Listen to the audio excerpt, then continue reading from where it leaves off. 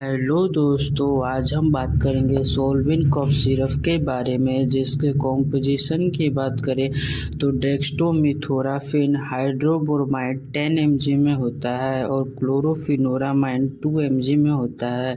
यह sugar free cough syrup है जिसका उपयोग सूखी खांसी, एलर्जी के कारण होने वाली खांसी के लिए उपयोग किया जाता है। इसके डोजेज की बात करें तो इसे 10 ml दिन में 3 बार लिया जाता है और इसके न्यू MRP की बात करें तो वो 140 रुपये है।